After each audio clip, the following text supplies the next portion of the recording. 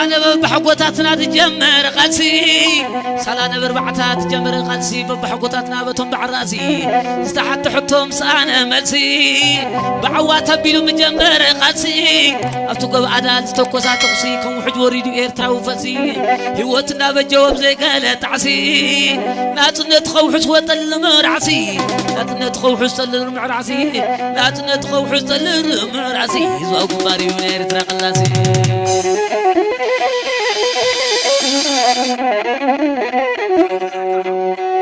برهان زرعي وزيادة زيادة نتاود زرعي دخل له زيادة زيادة كخب دخل لك سماي عدا ورح دخل لك مسك خبا صحي دخل لك مسد بابا صحي دخل لك ومسد بابا وزرعي زيادة زيادة حتى وزرعي وزيادة زيادة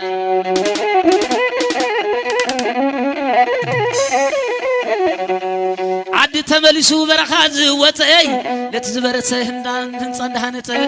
عد تملسو برخاز وتاي لتزبرت هندان صندهانت قنا خي عرفنا دمنا خي نقص تتزبلنا يوب انا زمتي ام منبر كوف كبل مستوقات اقوت بهزواو غمبار دليلو مسرقته حلفنا دليلو مسرقته ملواو غمبار دليلو مسرقته تتزبلنا يوب انا زمتي تتزبلنا يوب انا زمتي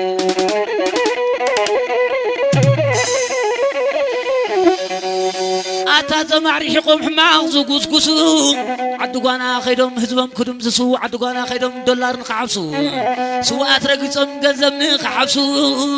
عدقانا خيدهم قزم نخعبسو أتا معريحكم حماق زقوس قسو عشم تبلا مليسو حماما بيسو عشم تبلا حماما مليسو بيسو عشم تبلا حماما مليسو بيسو سوقانا مريزهم هزبهم كدم زسو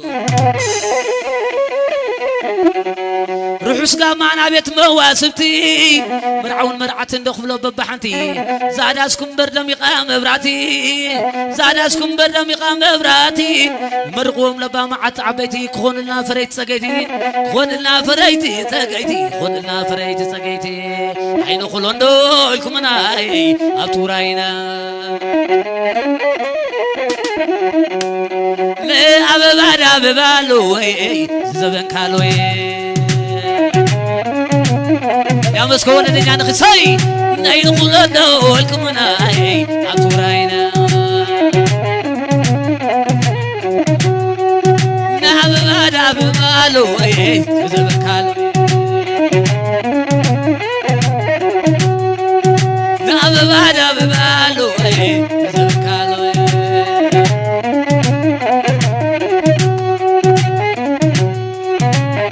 سحبتوني عصي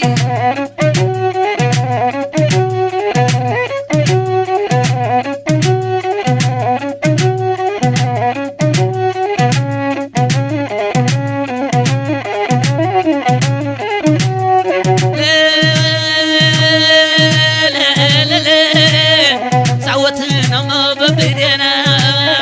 صوتنا ما بيجينا حواتنا نيم صدق أبيت راقبهم كيمنا عدم الهوان فتتنا لك عدم بايت عشنتنا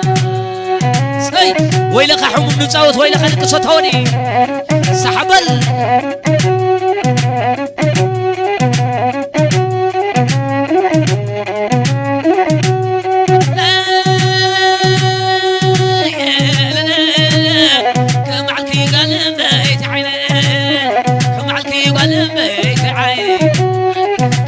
ميزاني معري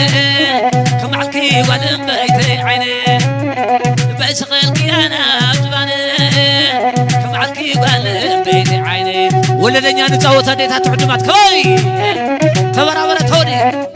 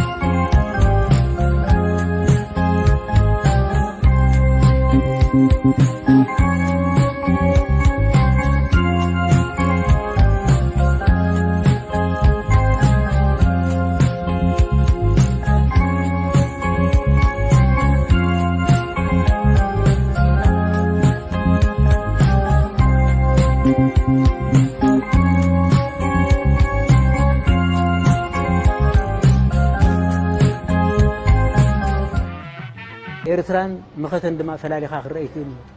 ኤርትራዊ ኮንካ ብደይ መኸተ ክትብር ኣይትኽኣልነ ዘይትምክት ኮንካ ድማ ኤርትራዊ ክትከውን ኣይትኽእልን ኢኻ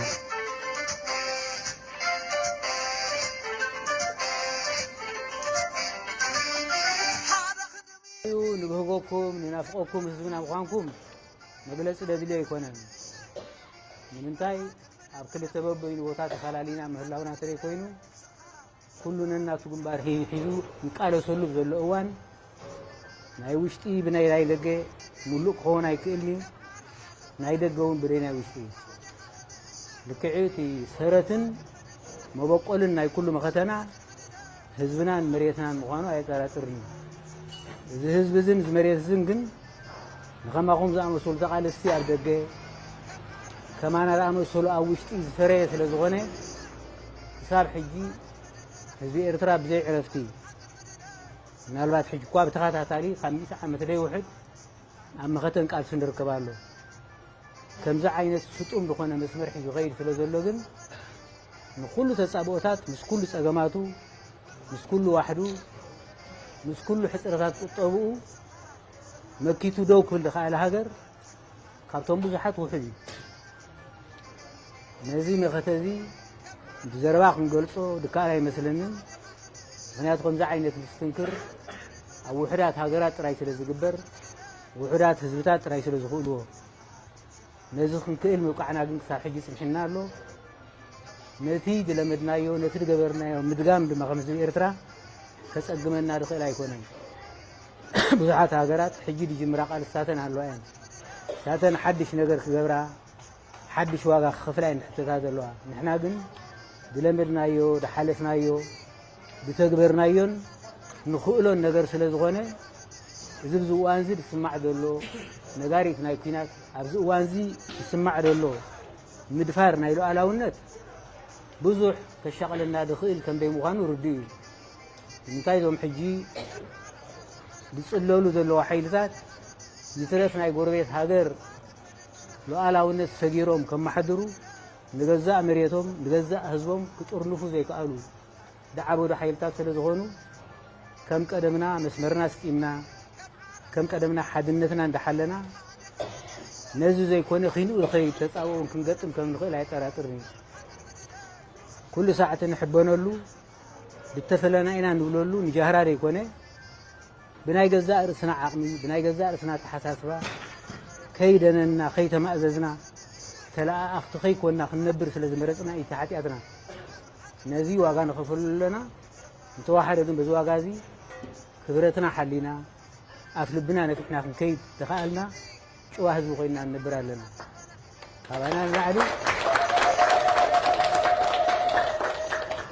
ካባና ንላዕሊ ብዙሕ ዘለዎም ካባና ንላዕሊ ዝሃብቶሙ ሃገራት ኣለዉ እዮም ፀጎኦም ክጥቀሙሉ ይክእሉ እዮም ነፃ ዝኾነ መስመርን ሕርያን የብሎምን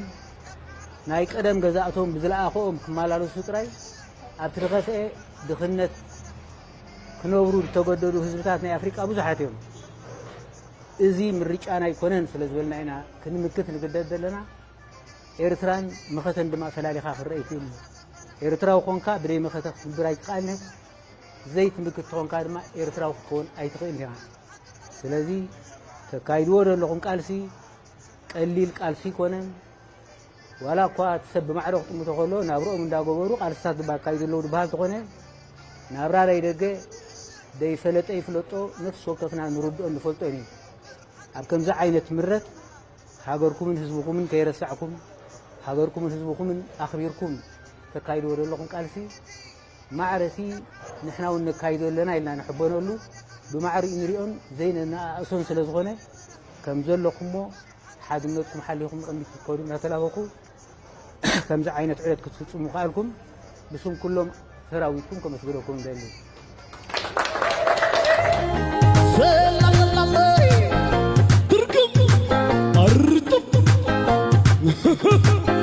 Usa